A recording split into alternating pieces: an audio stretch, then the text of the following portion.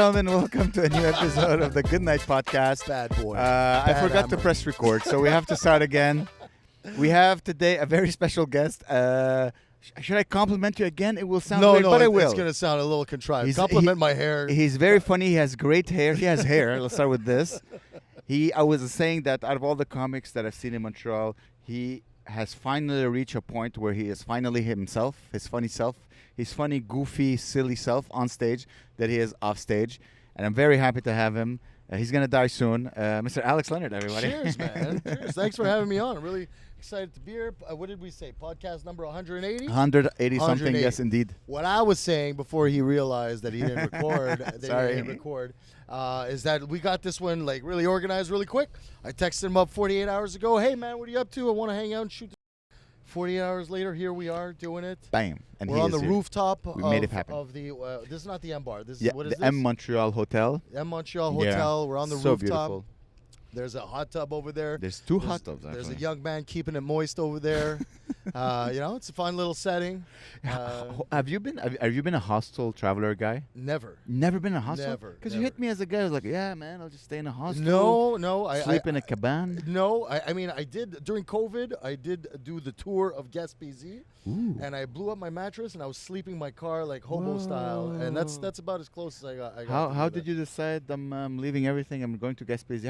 How long was the trip? No, it was like 2 weeks. So it was 2 weeks during COVID when we couldn't do anything. Wow, okay. And I'm a Quebecer. I grew up my whole life here, and I'd never been to Gaspésie. And I mean, you just came back from New Brunswick, right? Fredericton. Yeah, yes. you don't go to Gaspésie. You cut across. Yeah. Before. It's really worth going, and it's in my estimation the second nicest landscape Canada has to offer after the Rockies. After more than Niagara Falls? Oh, Niagara Falls? Are you shitting me? It's so beautiful. Dude, that's Canada's butthole, dude. What the you talking about? I mean, everything that's done around Niagara Falls looks terrible. Looks like capitalism and consumerism, but the falls themselves are so nice. But it's just this one little spot, whereas like if you go, let's say, out west of the Rockies, you just have mountains and mountains and mountains. Whereas Gaspésie, I mean, you have a whole shoreline that goes on for hundreds of kilometers. There's mountains, there's cliffs. I've been to Rocher-Percé. Okay, so you've been. Yeah, Gaspésie is so gorgeous. why are you looking at me like I just fell off I'm not. This was not. I'm just saying Niagara Falls kind of hit because I saw it like a month ago. So you're saying Niagara Falls you liked it more than Gaspésie? I was in awe more than Gaspésie. I remember Gaspésie. I was like, wow, it's beautiful. Yeah. This is God's country. Yeah. This is. I'm thankful that whoever was prime minister was like, let's not ruin it and make it put a casino in the middle. It's gorgeous. Yeah. But the falls, man. Really? You approach and you feel like water hitting your face. Yeah. I mean, it's certainly impressive and imposing. I always imagine it before they built 600 casinos and the hotels and the streets and the ice cream shop and the Starbucks. You know what I like about the Niagara Falls? I felt like it's, when you see like the American Niagara Falls, they got this shitty one. You, USA. We got the nice one. We got the nice one. How you like them apples? We put a tariff on the water going down. And there's crumbled, like it kind of broke apart. It looks like. It does. It does not look as good. Looks like someone. From what I read, it used to be one big one. It used to be one big one, and I think there was like erosion or whatever, and they decided to all right, we'll just cut it in half, and America looks like Canada. Have you been in the boat? And I have. And that was not like holy macaroni. The boat is fun. The boat is terrifying. Thank you for reminding me because I forgot about the boat. It is fun. But I feel it's more like a roller coaster ride, as opposed to like Gaspésie, kind of reconnect with yourself, especially by yourself, sleeping in your car. That's I want to. I love these stories. Yeah. I want to know how you like. Okay, forget this, fuck this. I'm leaving. 2 weeks. I'm gonna be by myself in a car in Gaspésie. How did you? So shout out to my ex-wife. I wanted to take both my kids, and she kiboshed it as she usually does. So I'm like, you know what? I'm gonna go by myself, and I had Kia Sportage. They're big cars. Big car, and I blew up a mattress, and I just put the seats down, and okay. I would leapfrog, sleeping in the car, sleeping in a hotel, motel, whatever. Yeah. One after the other, because you want to take a shower. Yeah. You know what I mean? And what's great is that they have what's called les haltes routières. Yeah. I took a nap in an halte routière. So halte routière, they say no trailer, no camping, But they don't say no sleeping in your car, right? No Kia Sportage. They don't. There we go. Hey, you roll down your windows. There's wind. There's no bugs. There's the occasional homeless, like trucker who'll come and try to like see if there's anything going on, little action. You felt something? Knocking at your window. No, merci. No, merci. Dude, that was I stayed on the way back from Fredericton. I stayed in Alt Routière, and that was my fear. With like, is someone gonna try to? Because the way I took a nap, I wasn't safe. I put a face mask, like to cover my eyes, and I had earplugs. Yeah. So I was super vulnerable, but I really wanted to sleep. I didn't want to die in a car crash. Yeah. And I saw trucks; they were stopping, and someone gonna try to put a penis in my mouth. Yeah. Saw a guy running for some reason. I saw a horror movie. The guy falls asleep in the Alt Routière and he gets murdered. But I'm not worried about murder. I'm worried about a trucker's penis in my mouth. That's more terrifying. Just roll up the window and he tries to put it in there and just catch it in there. I open it a little bit just to have some wind. So So anyway, no, it's fine. Yeah. It's fine. Let me ask you. I might get my religion. Is it haram eating shrimp and lobster? No, that's the Jews. Yeah, the other guys. The Jews can eat. I can eat it. I can't eat pork. So did you have like le guédé aux crevettes and the homard? I had lobster. It was delicious. Yeah. In a restaurant that was lobster themed. Yes. And it was expensive. I was surprised. When you say lobster theme, were they dressed? Well, they had the signs on the wall, and you had to put a bib. I never wore a bib in my life. Yes, you wear the bib. And then I remember I took a girl.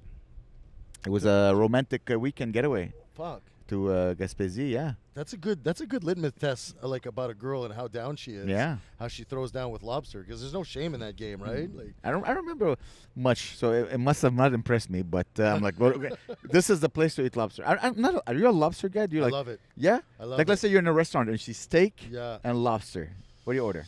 Look, I'll always order the steak because I'm always ravenous, and there's not enough meat on a lobster per se. Mm-hmm. But I went to a fundraiser that was paid for by my company. And it was like $500 a ticket, and it's all you can eat lobster.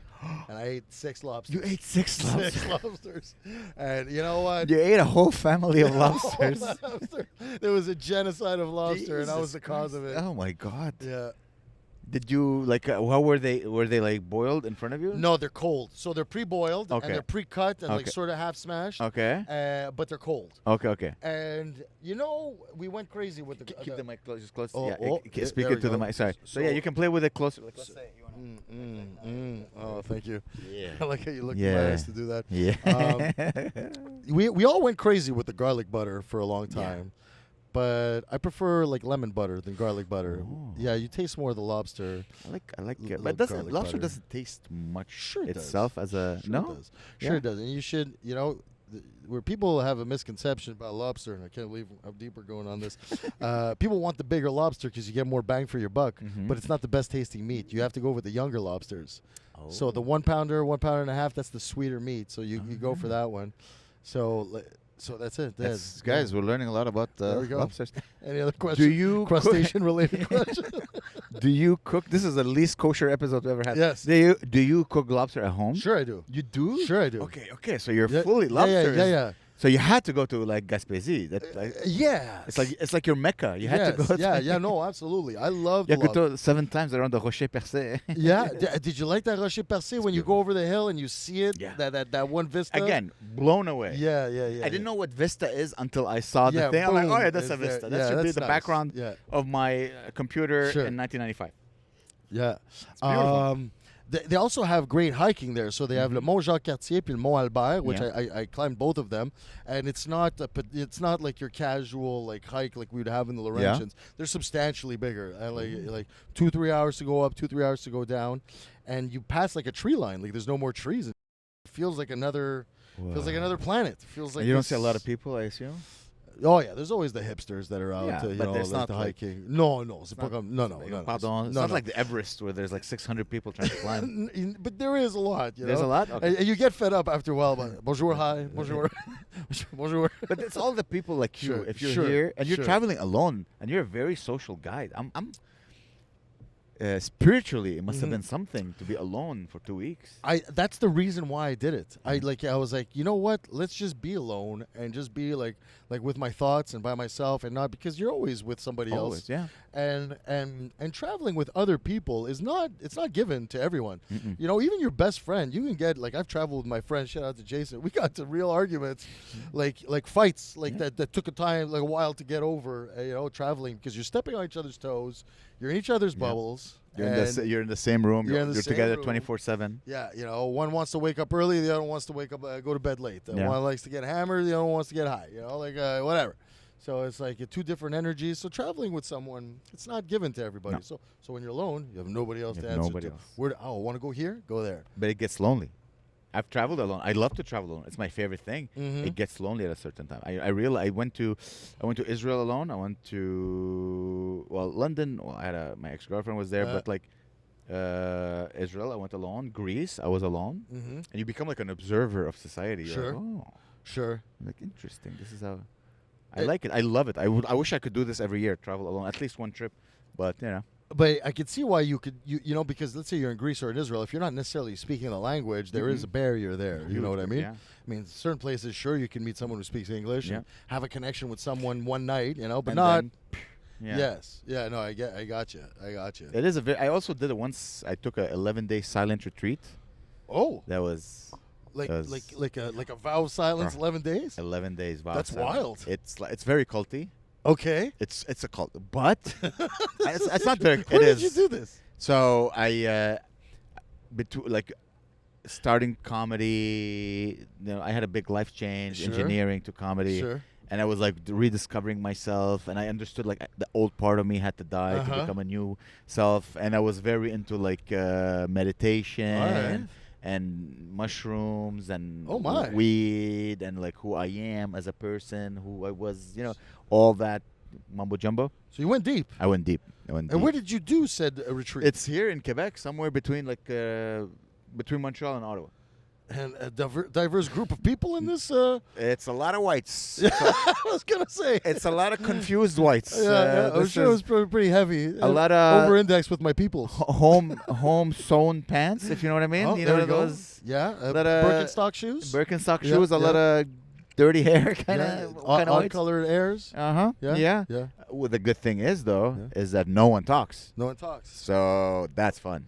So it is a cult, but no one talks. So no one can try to you're just sitting and meditating for 12, 14 hours a day. I have to ask the question. Yes. It was like a cute girl and no talking. No girls. And you just what? No, they separate the men and the women. They know. Oh, They know.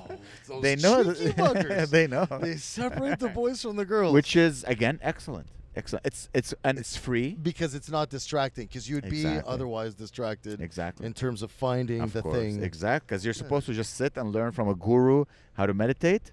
So there's only one guy. He talks. He's like, all right, today we're going to focus on this. Uh-huh. And then you watch a video at the end of the guy who invented the method. And it's funny to say, but it's during that time is when I realized I think I am a comedian. Oh. So you eat very healthy for 10, 11 days. Any lobster? No lobster, no meat. No It's meat. vegetarian. Ah. Because it's Okay. like a Buddhist kind of thing. Sure. You eat very healthy. And when you're not used to eating healthy, the beans, it's just... Yeah. And you're sitting in a room with maybe, 150 men. Yeah. It's complete silence. And then you hear... Everybody's dropping bombs. At least it's not just you. It's just a chorus of fucking one dudes day- farting. Exactly. It's just everyone. And I'm trying to hold it. But I'm like, just you let it go. Everyone's letting it go. Yeah. Let go, man. It's Let be in the it moment. go. Let it go. And one time there was a guy, he farted, but it was such a fire. Like it was up. And I was like meditating. And I just started laughing. And I just, and then when you try to hold the laugh, Yeah. and then the guy next to me Yes. started laughing. Yes. And you know what they say? Laughter Yeah, is it's contagious. And then the whole room started laughing. In French, we have an expression, ça s'appelle le fou rire. Puis le fou rire, c'est quand t'es pas supposé de rire. You're not allowed to And laugh, and then then- it becomes... Oh, it's such You a know, yes. release. Yeah, It's yeah. so fun. Yeah, yeah. And then the teacher got angry. He's like, "Hey, stop laughing." I'm sure he did. The at the end, we can talk. Like the last day, Yes, like, all right, yeah. we break the vow of Yes, silence. We can talk. And the first thing one said, like, he ran away from the temple. He's like, "Who laughed at the fart?" I'm like, "It's me." He's like, that was so funny. And I'm like, oh, yeah, we all have it inside us. Did any of you, like, at some point, like, unapologetically started just cranking the leg? You'll hear them. Because given the... No one raises his legs. no one spreads his cheeks out. Does the John Travolta, like, hits a pose? Yeah, but there was a lot of farting. No women. I remember the women were on the other side. And I think once I heard a woman laugh. Oh, yeah. And it's such a beautiful sound. Everyone, you can see all the men. All their ears perked up. Sure. It's like that animal, I forgot the name, like that lives in the desert. Like, yeah, the desert fox or something. Something like that. What? Hey. Oh, the meerkat. The meerkat. The meerkat. We all became like meerkats. Raise our hands. No phones. That's very funny. Yeah. It's where was it? Where? Yeah, just between Montreal and Ottawa, maybe an hour and a half away. All right, it's a nice. You're in nature. Yeah. No phones. No writing. No TV. Nothing. No distraction. No just distraction. You and your own head. You and your own head. And some people they don't last. Yeah. Some people they quit because it's 11 days. Yeah. Bro, it's. Well, look, man, I don't think Gaspésie was quite like that because you're driving, you're trying not to fly off the cliff and end up in the road. That's fun. You know, you're speaking to the lady at the Tim Hortons, you know. It's still, I don't know, man. I think what you did, a lot of people would have not done it. It's a lot. Well, you know what I think that was the coolest thing about COVID. I did Saguenay and I did Gaspé, which are two areas that like I'd never gone to, and I kind of gave my parents when I came back. I'm like, how in the hell have we never gone? It's been our backyard. There's people from Europe who come here and pay tens of thousands of dollars to go visit Gaspésie, and we just kind of gloss over it because we just take it for granted, I guess. And it's just Quebec is so huge. People forget this. It's you gotta drive humongous. You gotta drive for a while. Also, you gotta stay in hotels or camping. Some people don't like camping. Yeah. How many kids were you in your family? Just me and my bro. Just you? Okay, so 4 people. Yeah. Yeah. Now you have 2 kids, right? Yeah. When you go on vacation, how much does it cost? Oh man, thousands of dollars. Thousands of dollars. And that's like, like it's interesting you say that, you know, because like I was budgeting for a vacation and like you're up in the, you know, let's say you want to go someplace, you're up in the tens of thousands of dollars. That's after taxes. You know what I mean? See, it's nuts. You know, like. You're like, okay, and like, you know, the cliche is that, you know, you're gonna pay money to have your kids complain and be ungrateful. Yeah, pretty much. Yeah. Wait a second, my phone's dinging. Oh, let me see shut someone this who's guy calling. Up. It's okay. Somebody else. Oh, it's okay. Dude, look, there's ladies in the hot tub over there. Yeah, there's ladies. Yeah, there's it's a hostel. I know the guy. He's a friend of my friend's. The guy who like built this hotel. Really? Yeah, Greek guy. Yeah, Andre. Yeah, the owner. Andre, that's exactly it. I know. Sweetest man I've met. Yeah. The reason the show is still going on is because he has a sense of humor. Yeah. Because sometimes people come and they're like, oh, Jesus. Yeah. And he likes us, so God bless him. He let us do whatever we want. So my accountant, the guy who does my taxes, shout out to George, had his office in here for a while, and I met Andre as they were still building the place up. What's interesting, I had no idea about the terrace. It's like super dope, and the view of the city is amazing. Told you, voted second best hotel in the world. What? Hostel. In the world? Second best hostel in the world, yeah. Oh, when you said that, I thought you said in Montreal. No. Oh my God, dude! It's like it's not. There's, you know what? There's jacuzzis. There's terraces in the middle of the bars, action, and they keep it legit. You know, you got the doorbell, and the guys, hey, where you going? They don't let too many riffraff. No, go in. I'm happy. We've been. This is like we have the show. Yeah, it's on Google Business or whatever. Yeah. I think it is the highest rated comedy show, independent comedy show in the city. Not like MTL Comedy Club or The Nest or Bordel. Just independent show. Sure. The highest rated. Thanks for putting me on tonight. Of course, buddy. So if I kill 2 birds with one stone. Hell yeah. Yeah. So how long has that show been going on? Because if I'm not mistaken, you someone bestowed it to you. Yeah. So long time ago, I can still remember. It used to be. Is it when Amer had hair? When Amer had hair. John Seelig used to run it. John Seelig, that's right. So John Seelig started it. Yes. And then he bestowed it upon Jason and Oren. Jason and Oren, yes. And then COVID happened, and then nothing. There was no more comedy, nothing. No, and Jason he had a baby, so he kind of quit. And Oren wasn't going to do it alone, so he kind of quit. And then I'm like, hey, guys, can I? And I used to come here all the time. It was like one of my favorite shows to do. And they're like, hey, can I have it? And they're like, yeah, go ahead, have it. Did the night change, or it's always been? It used to be Tuesdays and sometimes Thursdays and sometimes Sundays. Whatever they give us, we try to do our best with whatever we have. So they gave you Tuesday. You didn't decide Tuesday. No. It used to be Sunday. Yeah. And then they moved it to Tuesday. Yeah. whatever. Tuesday is fun. We always have people from the hostel coming. Yeah. And now that we have like an online reputation, like Sure. people when they Google Sure. Montreal comedy we pop, we always get a few locals here and there. The thing I love the most about the show is that we have a lot, like 90% of the people who come here are repeat customers. Yeah. Like they'll come once, and they're like, "This is hostel guests." no, like Montrealers." Like Montrealers. They're like they walk in and they're like, "What is this?" And super then fun. and they're like, "Oh man, this is so fun!" And then they come again, and Yeah. they bring new friends. Well, this is very important because Yeah. for the people at home, because it's a hostel, sometimes like people from France, Yeah. people from Asia, China, whatever, and they'll come to the comedy show, bless their soul. And yeah, they We're don't speak trying English. to- We're trying to tell English jokes, and they're just looking at everybody for consensus. Is it now? Is it now? Do I Yeah. do it? That's the fun part. That's a fun. Is that sometimes you have people who don't know comedy. Yeah. Somebody who just landed from Korea. Yeah. He doesn't Iraq. They don't know what Yeah. laughter is. Yeah. Yes. French people, they never had a sense of humor. So and you gotta juggle all of that, which make every show an experience. Yes. So no show is similar to the one before because every show has a mishmash of Yes. people who understand comedy and Yes. people who are like, I don't even speak English, but every show is fun. We Yeah. have a very good success rate, like every show. Yeah. I hosted myself, Yeah. so I'm like, This is my baby. it's my baby, so I have Sure. to make sure. And it's one of the only show that is pay what you can. Yeah. Well, to my knowledge, I'll say yes. Yeah. So Yeah. whatever, it's for everybody. If you can afford to, and if you can afford, you come on Tuesday, Friday. The people pay but if more. you're but getting regulars, this is great. It's my favorite thing. We are also in the heart of the gay village. It is. You get a couple of like a Lot of couple of the gays. fellas that are on the prowl, trying A to lot of troll, gays. trying to cast their nets. we get a see, few. see what's going on. See We some get- out of towners. Oh, Hey, good. what's up, guys? Hey, how's it Gay going? people. I don't know if this sounds homophobic, but gay people, be the a way gay they man. flirt, Yeah. is so aggressive. Oh yeah.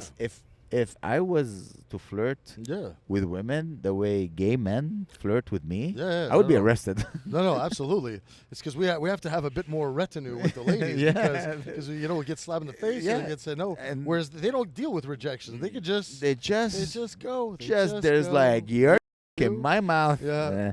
And like, I don't know your name, sir. point and click, right click, new folder, let's go. Get your ass over here. Put your asshole in my mouth. Let's party. Yeah. It is quite surprising, Yeah. I have to say. Yeah. But don't you find that the gay village is changing? Oh yeah. If I may ask, Alex, how old are you? 48. 48. Okay, so I'm 41. Yeah. So we kind of grew up. We had Yeah. like maybe a few years between like going downtown. Yes. The gay village was gayer. First Yeah. of all, Absolutely. it wasn't as cracky. No. No, I will say no. Yeah. So when it I was, was it was a lot of prostitutes. there was a lot of prostitutes and there was a lot of homeless and there was a lot of heroin. So it wasn't fentanyl like it was today, but there was a lot of heroin. I got some whatever. There was a lot of vagrancy and homelessness, Yeah. and it was like kind of a bad neighborhood. It was certainly very gay, not as gentrified and as mixed as it is Yeah. today. And then it got gentrified, and like the gay people who lived here, like turned their neighborhood into like a nice neighborhood. They And invested. then the straights came in. And then the straights came in, and they Freaking just straights. kind of whitewashed it and made it bland and boring, and it's like now they used to have crazy nightclubs here that Yeah. even I would go to, and now it's like everybody moved in. It's like, could you keep it down? Like my 2 kids are trying to sleep. I was like, but did you move to the village with 2 kids? What's the matter with you? You have the whole city to live at. And now you can move to the village or the plateau for that reason. But the plateau was cool because you had bands doing shows. Yeah. Could you keep it down? I'm like, I can't. Like, I don't understand. Your chicken smells too much. I'm I can smell sorry. your chicken from Yeah. my window. Do you mind closing a restaurant that's been open for 40 years? You heard these stories? Yeah, and what happened was because it was kind of still sketchy and run down, the rent was low, so a lot of people moved in at a relatively low rate. They kind of brought the neighborhood up, and you'd have bistros and restaurants, and it became there was a moment in the sun, Yeah. which I'm gonna say for the sake of discussion, 95 to 2005. Yeah, I would say. Yes. When we were like And out the clubs and about. were banging, and everything's going. And the girls would come here because they wouldn't feel threatened, but you could still sort of get your foot in the door. Yeah. And then it just kind of went off. And the homeless people, they were on heroin, so they're like calm. But now Yeah. they're all on crack. They're Now like, it's The Walking Dead. There's. We saw 2 homeless guys fight last night. It's Jesus. crazy. Yeah, it's nuts. And they don't know how to fight. Yeah. Ever and noticed this? I don't know what's going on. They with can't homeless throw punches. people. They got iPhones and AirPods too. And I don't understand how that like works now. They're online. I'm like, hi, and I'm like, but at the same time, they're completely incoherent. What is it with the fentanyl that they double? You notice how they're either folded backwards or like what is going on with that? From what I learned, not by experience, is that because if you're not careful, you'll fall asleep. Yeah. And if you fall asleep, it ruins your high. Yeah. But you can't really move, so you gotta assume a position where you're awake, enjoying the high. That's why they stay up. Because if go to sleep, it is a deliberate decision to maintain that pose. Yeah. Because if you stand up straight, it kiboshes the high. Your initial, I'm gonna have to stay up, and then because if you lie down, you're gonna take a nap and then ruin the high. You just suck $10. I thought it just dissolved your spine the way meth dissolves your teeth. I thought that's what that was. From what I heard. Again, interesting. To be confirmed. I don't mean, listen. Next week, guys, we're gonna take this podcast on the street. We wanted to. How has fentanyl affected your life? You know what's funny? Every single guest I've had, I'm like, hey, you want to record on this? And they're like, no. Listen. No, it's insane because someone's gonna bite my nose. Someone's gonna pull their dicks out. Someone's gonna ask us for some. They're quite terrifying. And that's just Alex when he's not on the podcast. Dude, they're quite terrifying. Like they're scabby. I saw a guy with a needle in his neck. Yeah. Like it's just like they're not like I avoid them completely. Dude, I saw where was it? I don't know what city I was. I was in New Brunswick somewhere, and I had to go to the gas station. Yeah. And I saw the scab. I never seen a scab. It's nuts. Because she was inside the lady. I think it was a lady. And I don't want to. And the comment I'm going to make is about myself, and it's something that I find quite sad, is that I feel like I'm losing a part of my humanity because I'm looking at these people and they're starting to look subhuman to me. Like I look at them not as nearly my equals or my peers. I look at them in a way that I never thought I could, and it's bad. Like I'm really. Keep voting liberal, guys. Surely if we do the same thing over and over, things will get better. But the thing is, what can you do? What can you do? I don't know. I don't know. What I try to say is that I have to try to look at it from their point of view. Mm-hmm. From their point of view, they're having the fun of their life. Yeah, we gotta bringing the men back in society. Let's try to do something comedic. And I don't know, is there something we can do? Nothing we can do that is as good as being high on meth or something. Listen, I saw a great video back in the 90s. They're living their lives. Like they're free. This drug dealer in the States was making crackheads swim in the pool to find crack. It was pretty goddamn funny. Oh. He was throwing crack in the pool, and the crackheads were jumping in and just fighting in the pool underwater. And they were black guys, so their swimming skills were not fantastic. And they had tubas on and flippers. It was quite hilarious. And they had a little bit of music in the back. It was quite funny. Gabe, if you can find that video and put it right here, that would be amazing. I would love to see that. You know what I think it was? It was an interlude segment in a skate video I saw in the 90s. It was somewhere in California. Please send it to me. That's what it was. It was a skate video, and they were skating in pools, and they found this one pool where this drug dealer, for his own amusement, was tossing crack in the pool in little baggies and watching guys just dive in there for it. And they just threw it in the skate video, and I thought... It must be so good. It must be great. Have you ever... I've done it. I've done fentanyl. You've done fentanyl? I've done fentanyl. This guy's calling me. I've done fentanyl. The dealer? He's like, hey, don't bring the fentanyl. No, I did. I get to check it off the bucket list. I did a colonoscopy. Because I'm at that age. It was medical. Yeah. It wasn't like, hey, let's go do something. It wasn't on a Saturday night. It was like on a Monday morning. And I did a colonoscopy, and it was wild. So... They put fentanyl up your butt? No. They put a catheter in my arm. Yeah. And they basically gave me 3 successive injections, and because they don't give it to you in one shot, and you have the monitor on your fingers. So because the problem with fentanyl is that it works really well, and it might slow down your breathing to the point where you lack oxygenation, and then you go into a rest and stuff like that. So you got the thing, and you're getting oxygen, and they're measuring your saturation, and she gave me one. And I didn't feel nothing, although I had a taste in the back of my mouth. And then she gave me the second one, and I felt something. When she gave me the third one, I was asleep before my head hit the pillow. Whoa. It was wild. It's lights out. You should have stood up like that. Yeah. Wait, hold on, lady. let me let me give you a better view. Oh, this is what they're talking about. And I was out 15 minutes because, she told me. And they give you the Naxalon to wake you up. Because all of a sudden I was awake And I had, like when they say you get kidnapped by aliens, Yeah. like the missing time. And you had something up your butt too. No, my ass felt great. Like Yeah. everybody thought, like, oh, whatever. It was great. It was great. I didn't know colonoscopy. They had to. Yeah, they give you fentanyl now. They have to give you They give fentanyl. you fentanyl. It was fantastic. How deep do I they had 15 go? minutes of missing time. I think I was awake, And then and then you I was have back, No idea. and I had no idea. No dreams. No dream, no nothing, no discomfort anywhere. Like Just I was like yeah, we're back. yeah. It took me a bit longer to get dressed. There, I Yeah. wasn't so fucking, one leg at a time. There, like take it easy, enjoy the fentanyl. The wake up phase. Is so there's no enjoyment. It was just you were gone. There was no high. There was no high. Oh. I was gone. The high I might have felt was in that second injection Yeah. where I felt kind of swoony. Ooh. Third one, cellular visit, Whoa. And All you- this for a colonoscopy. colonoscopy. How deep do they go?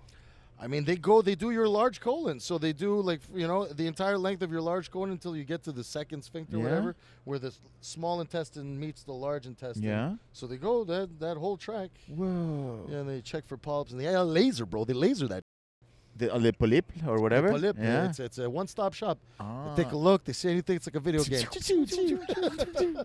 Star right, Wars. that's There's right. ass wars. Yeah, yeah, Up your butt. yeah. Luke, I am your father. I think it's more Chopping like a game of polyps. Zaxxon. It's like they got the Yeah, okay, you're a bit older than me. They got the plane. You're a bit older than me. I know exactly. Nobody knows what that's Zaxxon. The Star Fox. Did you remember I Star remember Fox? Star Fox. Yeah. Super Nintendo. In the colons. Then you get. Whoa. There's a boss at the end. Is it that bad that they need to give you fucking? Like I didn't know. I thought they just like. It's just my age. It's just my age. No, but in the sense to give you that such a powerful drug.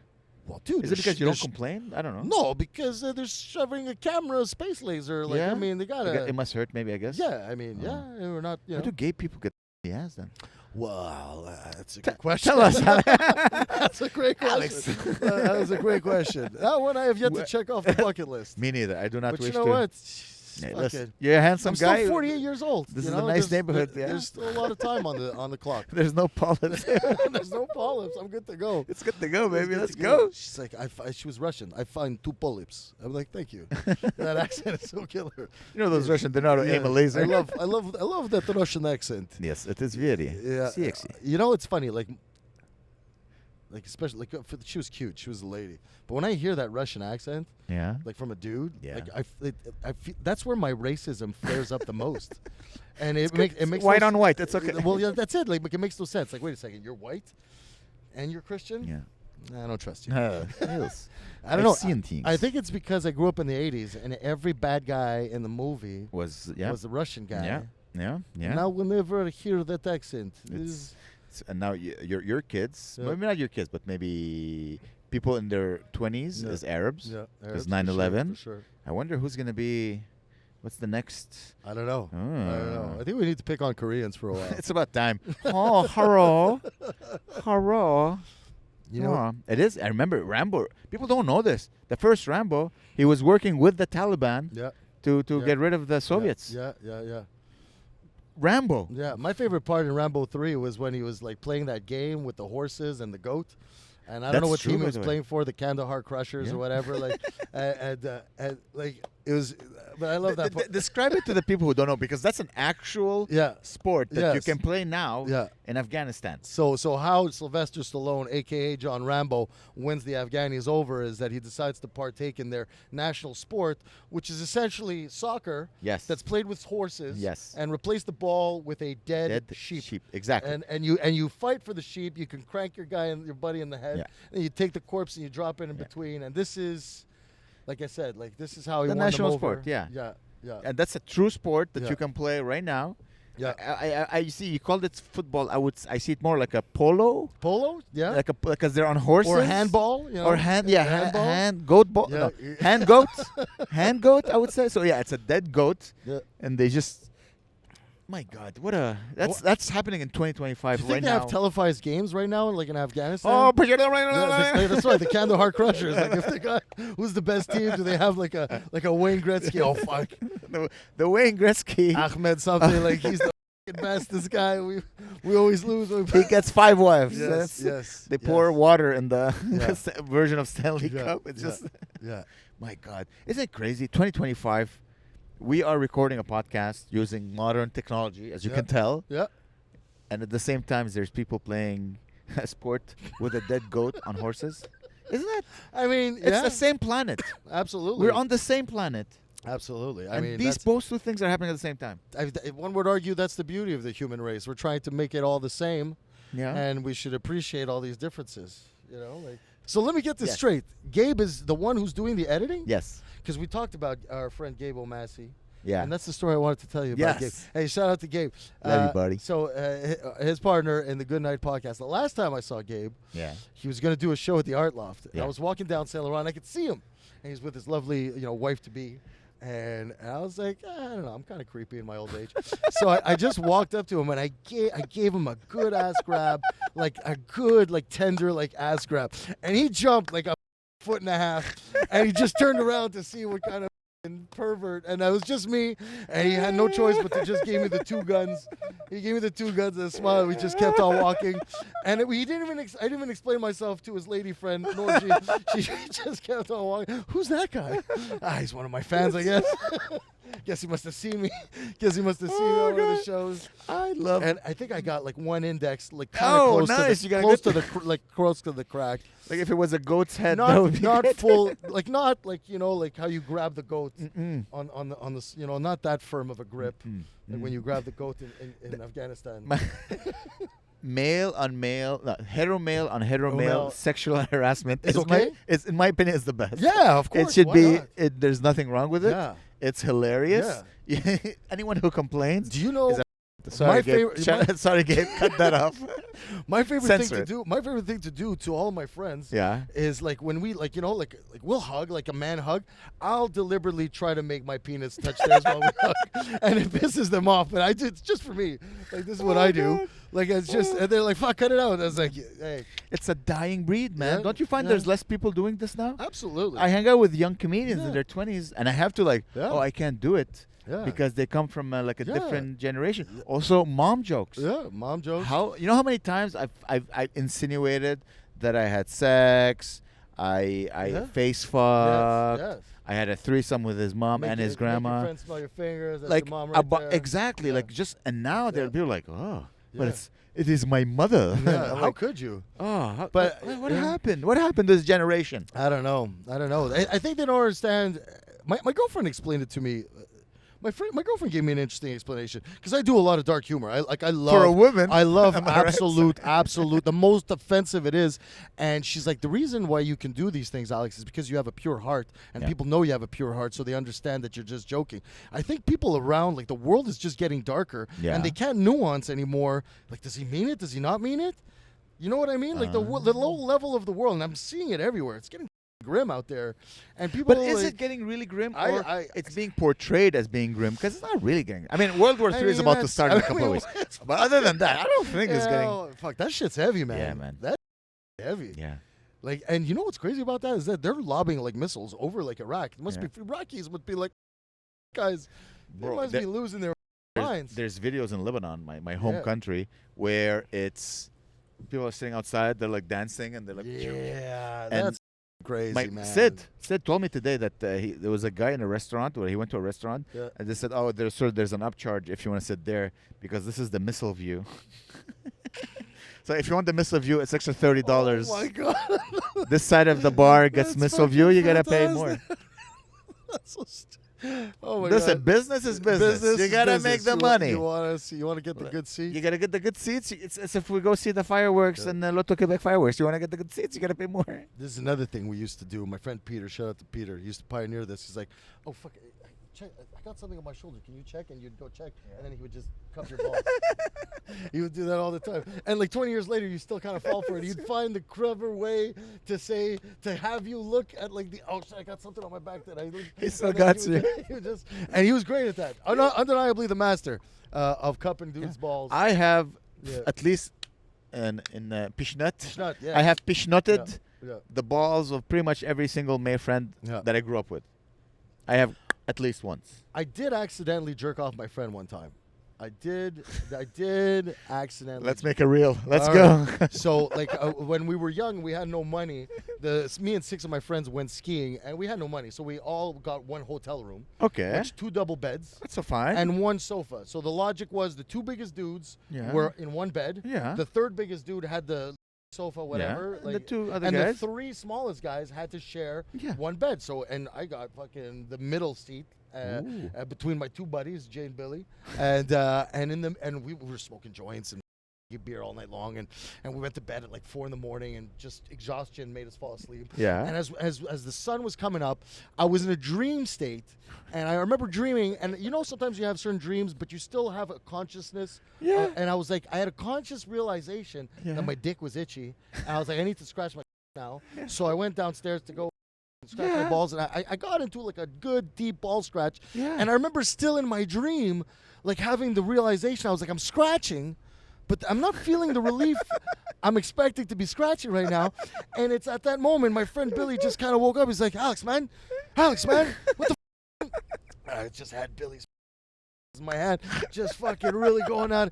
Next thing you know, the whole room's in an uproar. The blinds are up, fingers are being pointing. Alex is gay, tried to rape. So hard. And from that day, I've been trying to live it down, and I just still think. How is your? To this day, I was like, listen, it was an accident. Can happen to anyone. It was a subconscious dream. It can happen to anyone. What the f***? The sad part about the story is that your balls were still itchy. No one scratched your balls. It's really, they're all Greeks, by the way. The irony of like Greek guys pointing at me, telling me I'm gay, this, that, whatever.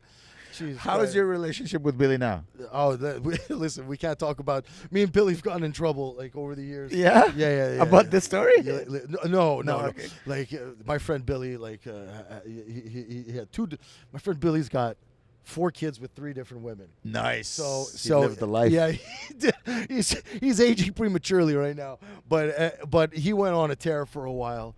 And he's a good-looking guy, and he had a mouth on him, and this guy could pull in tail. And I was happy to ride his coattails for a while. And we once, I don't know, Gabe, we can put this on, we can remove this. But we once had a foursome, and he pulled out a sex bandana. What's a sex bandana? Dude, he had a box that he opened up, and like John Rambo, just put on this bandana. And put it on and started tagging these girls. And I was like, who are you, dude?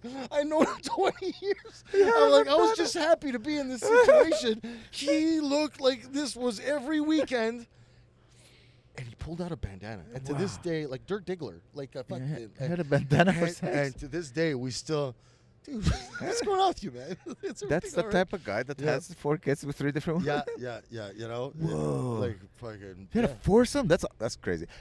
Listen, people don't know this, but I've always seen you with beautiful women. Oh, thank you. You've always been. You're a very handsome guy. Thank you. Now you're in a relationship. You're quasi married. Yeah. You're in love. But there was a time. No, never again married. Never again. You learned this lesson. Yeah. But there was a time I would always see you with pretty women. I mean, that's. So you're a handsome guy. Listen, shout out to my parents. This is all their fault. As long as this is good, we're okay. Nice skin, beautiful tan. Yeah. I'm whiter than him, and I'm technically supposed to be black. Still got my hair. Still got your hair. Still got my hair. Great set of hair. Thank you, sir. Thank you. That's my grandfather. My dad's bald as an eagle. And somehow skipped my dad. And my grandfather still had all your his mom hair. skipped your dad for someone else. You know what? That's the running joke in my family because I'm very hairy of the chest. Yeah. My dad, nothing. My brother, nothing. My uncle, nothing. My grandfather, nothing. So it's like the running gag in my family. There's like, a Greek. like the ma on her deathbed. Is there a milkman I need to know about? Was there a Greek milkman or an Iraqi milkman? Every time I hear bam baran da da da da and my ears perk up, I was like, baba. Like my brother's got green eyes. Like I don't look like any of the men in my family. My brother's got green eyes. I was like, anyways. Was it like this all your life? Like you felt like, I'm different from the rest of my. Because you led an interesting life. Thank you. I mean, no, it's with the years. Like looking at pictures. Yeah. And I was like, it's not. Hey man, it's just looking at pictures like more. It's the like they have nothing. they have a couple of stragglers around each nipple. Yeah, it's and dude, I got the whole carpeta. Like even in the back, like, like. Interesting. The full set of hair.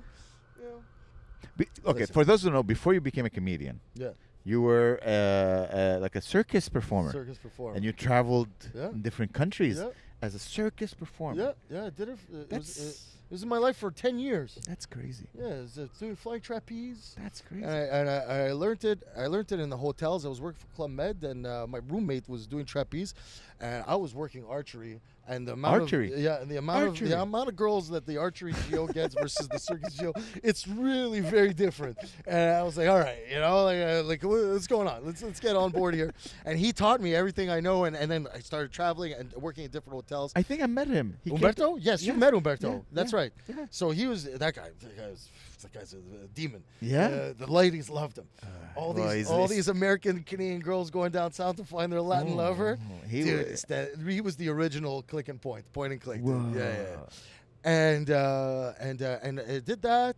I did it for 5 years, like traveling. And then I came back to Montreal, and I was working at Trapezium and Trapèze de Voltigeur, doing some shows, but also teaching and trying to find my way back. It's like it is an artist's life, sort of like a comic. I have certain friends of mine who stayed in the circus for a long time, and it's a tough life. You're always hustling for gigs. Yeah. If you hurt yourself, there's no like workman's comp and that. You're an artist. You're an artist. So it's a hard life. And some of my friends, Simon, Randy, still continue to do as but they were cut from a different cloth. These guys are built like fucking tanks, and you could tell like they just had the physical ability to keep going for a long time. Whereas like eventually I was like, all right, like I could already scratch the back of my knees without bending over. You know what I mean? How long can I do this? How long before my back goes out? How long before my shoulders give out? And how did you end up in that world? Like how old were you? So you said it was 10 years. Yeah, it was 20. My very very early 20s. How did you end up in Club Med? Because archery. I was at McGill. I was at McGill. I started McGill, and I didn't last a week. I hated it. I left. Seriously? I quit my job. I told my mom. My friend was working at Club Med. He got me an interview. Bilingual. I got the job, and I left within 10 days. Whoa. I dropped everything. My mom was not thrilled. My dad was ecstatic. Brought me to Costco, shampoo, condoms, deodorant. I think I saw my dad waving at the plane as it took off. It was like, hey, take it easy, mullet head. One down, one to go. And I left for 5 years. I didn't come back for I didn't come back for like 5 years. I mean, I would come back periodically. But that's your life now. Yeah. I just left. I did a fair amount of traveling. Mexico. But archery? I guess you're like, all right, I guess I'll be the archery guy, and you'll start with archery, and then. Actually, no. I jumped the gun. I took care of the kids. That's your entryway in Club Med. Okay. As a mini club. Okay. Because that one has the biggest turnover because you just want to murder children. It's like you can't do it. And my first roommate was archery. Then I got the archery. Then I went to the circus. And what would you do? Archery is like apple. Yeah, just make sure the tourists don't shoot themselves. Okay. Like stay behind the line. If I can point that way. Wow. Yeah. What a life! So you did 10 days at university, and you're like, this is not for me. No. I'm done. Computer imaging. I was supposed to work in special effects.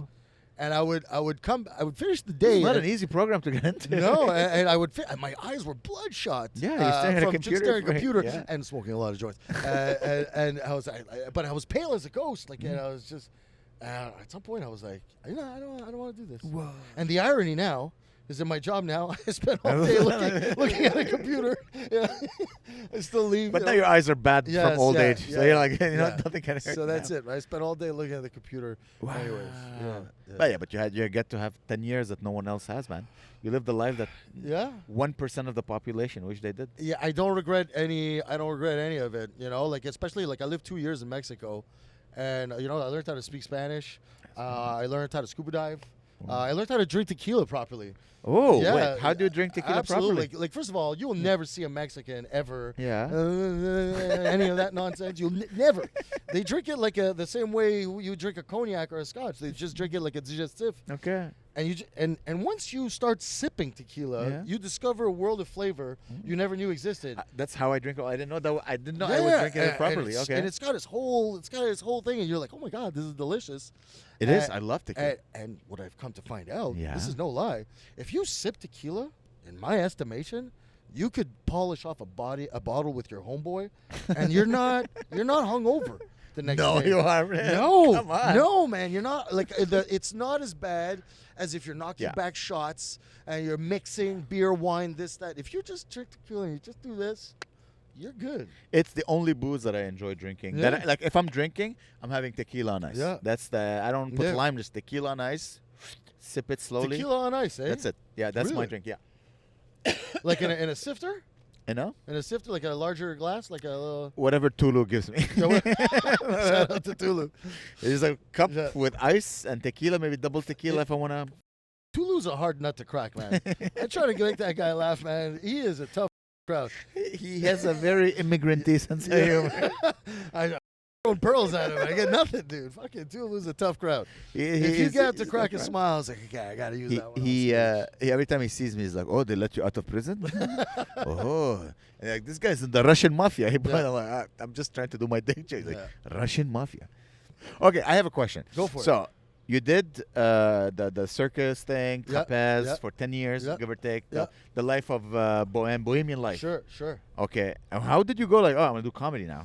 Because you've been doing comedy for like 5, don't know. It's 7 12 years. 12 years. It's been 12 wow, years. you started before me. Yeah, absolutely. Oh, Listen, wow. I've been doing it for a long time, but because of the job and the career and the 2 kids, Yeah. like it was much more a splatter shot over the years. It's wherever I got up wherever I got up. Yeah. It wasn't like at a cadence that 2-3 times a week, and really I had 2 young kids, and I couldn't just leave my ex-wife to do everything, because there's other things too. Hang out with your boys one night, play hockey one night. You're trying to balance out all of these things.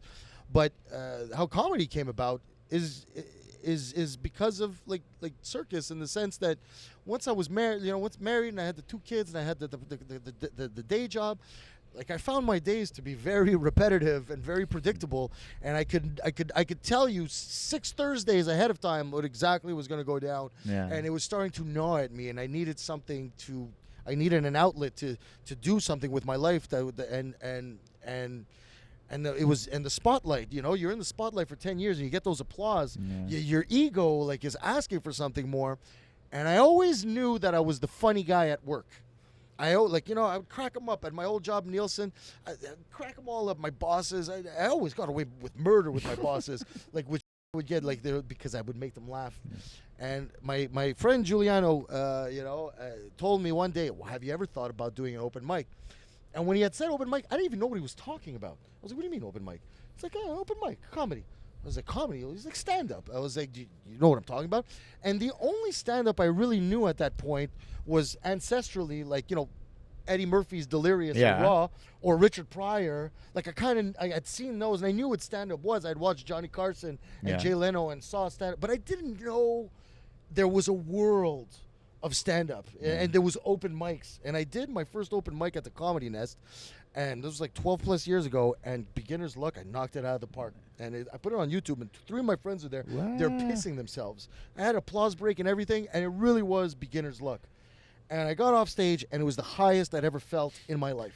All the drugs I've ever done combined, 10 times. I was like, oh, this is awesome. And that was what started me down that road. That thought of, okay, you can make your friends laugh, you can make your colleagues laugh. Can you make strangers laugh? And at first, I really had this sort of role my first 3-4 times. I did really well. And I arrogantly thought, oh, I got this. This is easy. And then one day I went to Grumpy's, and I bombed so hard. I didn't even know. I didn't remember my joke. I didn't remember my name. Le Grand Blanc. It's a tough room. Thank you very much. You guys were great. I didn't walk out of the stage. I walked out of the bar. And I didn't come back to comedy for a year. I was like, oh. Okay. And I was like, and I went down this rabbit hole of writing and emptying out the backlog of nonsense that I had in my head. You have so many stories, bro. That's it. You're a stories guy. That's it. And what was fun about stand-up was I found that the writing part was as fun as the doing part. Yeah. And I write it long form. I've read many novels. Yeah. That's how I write my comedy. Every single word, every single comma. That's just the way I understand how to write. Yeah, every single word. Because on stage, it's as if it's as if, here's the vibe I get from you on stage. we're at a bar. Let me tell you a story. Yeah. It's as if you take me to the side and you just start telling me. Yeah. This is the. But it's all written. It's all written down. Oh. What I will tell you is that the stories that I know, like I don't exactly say it as it's written. Okay. I just know what the main stop signs are. Yeah. And just as long as you hit the main stop signs, like, you know, you can meander. But in my writing process, I write every single word down. Like it was a book, like it was a novel. I did not know that at all. Yeah. You seem very spontaneous as a comedian, as people who watch you. You seem very spontaneous. You made me laugh the other day when I pulled out my notebook. You're like, you write, you write some of this, you write shit down. I swear, every single story you say is like, oh, you know what, maybe I should tell the story from like the story of the bandana. Yeah.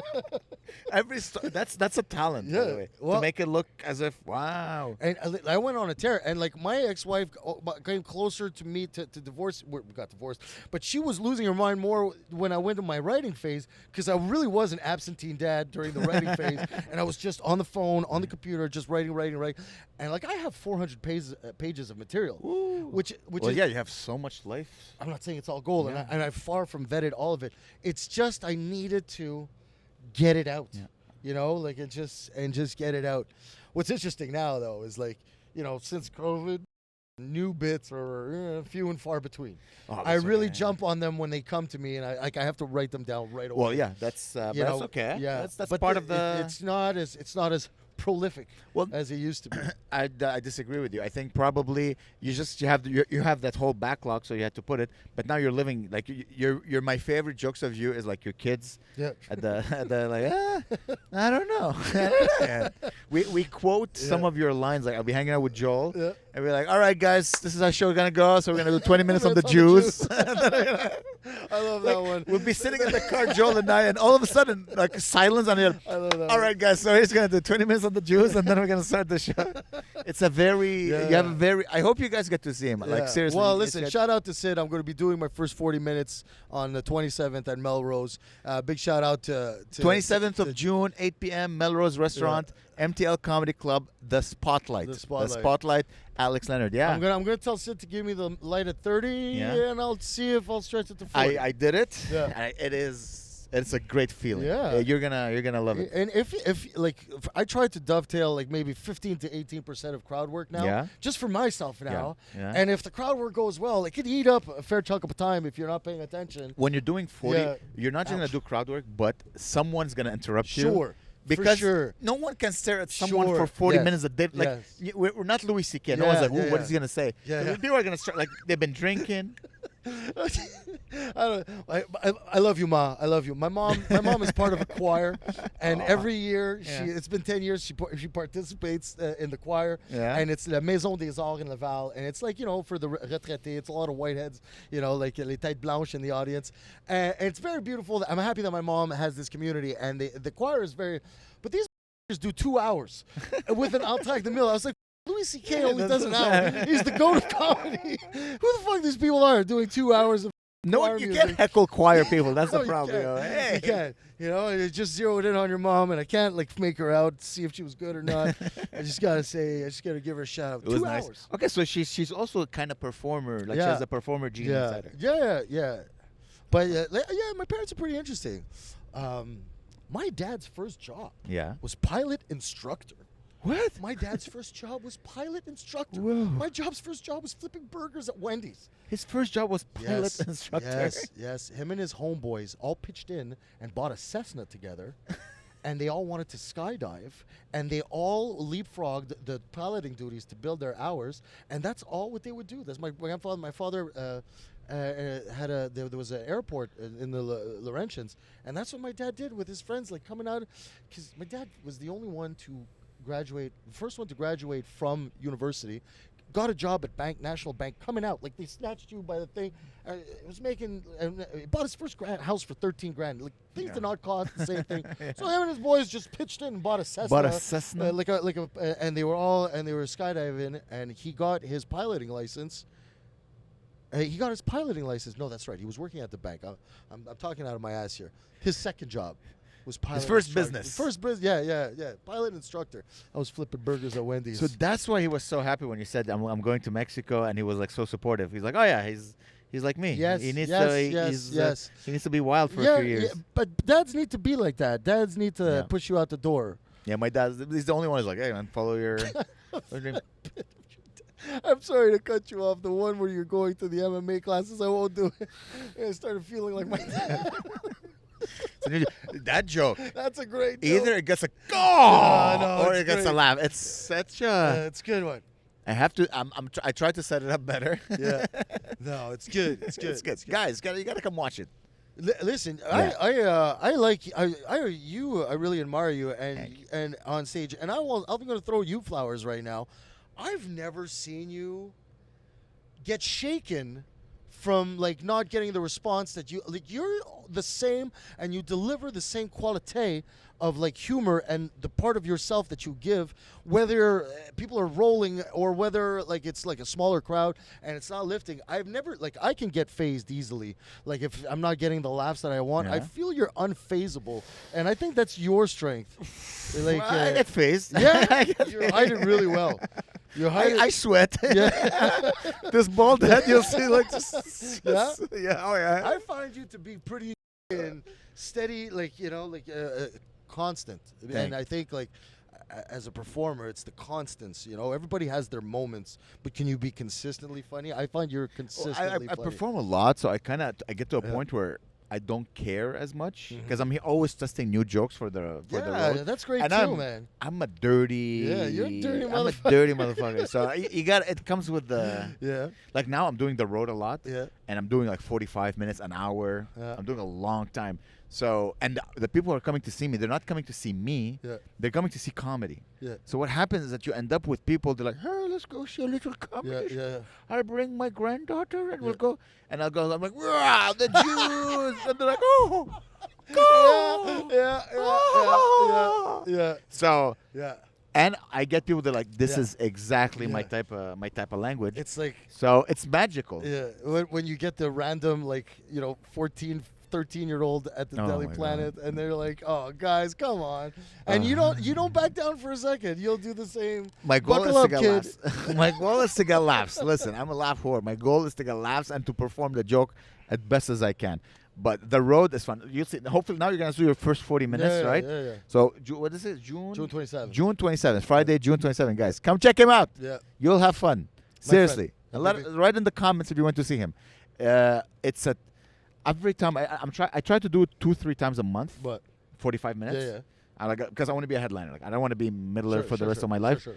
And every time I go on stage, man, it's a new learning thing. Like this weekend, I learned something. Yeah. I learned like the first show was magical.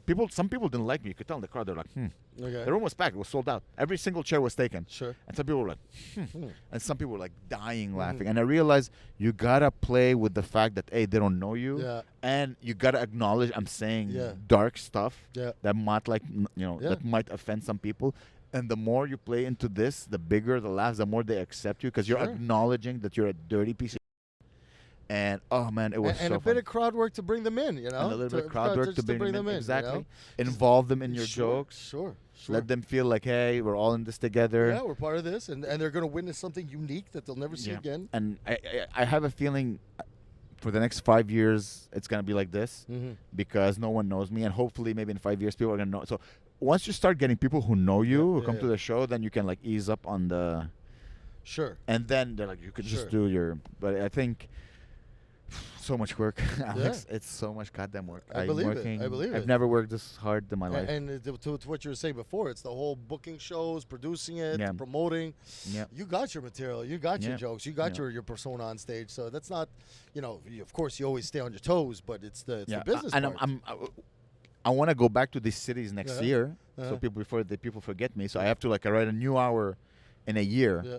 It took me years to write 1 hour, That's and now I'm writing another hour. I'm trying to write it. And it's kind of simplified writing because the second something happens, oh, this is funny. I'm gonna use it. But I believe comedy for most comics, not the the grades obviously, but comedy is like any like hip hop group or even a punk group, where like all of their ethos building up to their first album has so much of that rawness of their lives that they live through, and so many hip hop acts that we know, like their first album is fantastic. The sophomore is really tough. It's really tough to duplicate because, from their perspective, how do you be against the machine and part of the machine at the same time? But everything that you poured into your soul into that first album, how do you do it on the second one? I don't know. Comedy is a bit easy because material is perhaps easier to come by than songs, to create. Because the world keeps giving you stuff, right? Yeah, you just have to. Yeah. What I'm hoping is that I'll have new experiences. Yes. And I'm a better writer, so I'll be able to get to what I want to say quicker. The thing is, I find myself I'm working so hard that I don't have time to live. Yeah. Like, okay, how to sell tickets, make posters, contact them. So I'm like, oh yeah, I have to. Okay, let's go hang out with my girlfriend. And see what happens. Maybe have a family. Sure. Do stupid things, and that will happen to me. Yeah, that's an interesting conundrum. Like. I had to live. Part of me says I would have liked to have started stand-up earlier on, but I wouldn't have had the stories to tell either. No. You know what I mean? So it's a weird fucking... No, you had a crazy life, dude. That's every time I hear it, there's a new story. I'm like, what? Huh? Bandana? Sex bandana? What? Dirk Diggler. I swear to God, put it on. You pull out a bandana from Get ready, ladies. You don't know what you're in for. That's crazy. That's fun. Know what you're in for. And I always see you hang out with interesting people. In a good way and sometimes in a bad way. Sid said it the best. He's like, Alex, you're the only comic I know who brings his own hecklers. Yeah, that's true. Oh, they can be fun wild nights. Yeah, yes. So yeah, guys, you gotta go see him. Go see him. I would love it. I hope fans of this podcast come check you out, man. Habibi? Give 40. Are we gonna go tell some jokes? Yeah, we should go tell some jokes. How long we been? Yeah, an hour and 6. That should be fun. All right, guys, thank you so much for listening. That was Alex Leonard. Thank you. Come back soon. Come back, Gabe. Have a good wedding. We'll have a shish tawak. June 27th. Melrose, 8 p.m. MTLcomedyclub.com. The Spotlight with Alex Leonard. Thank you guys for tuning in. Come check out all the shows that I produce. If you're from out of town, thank you also for coming. And the new listeners that keep popping. Come to the M Bar right now. Come to the M Bar right now. It means every Tuesday, guys. Every Tuesday. And yeah, guys, that's it. Thank you so much. I love you, Gene. I love you, Gabe. Bye, everybody. Bye. Let's go. Easy.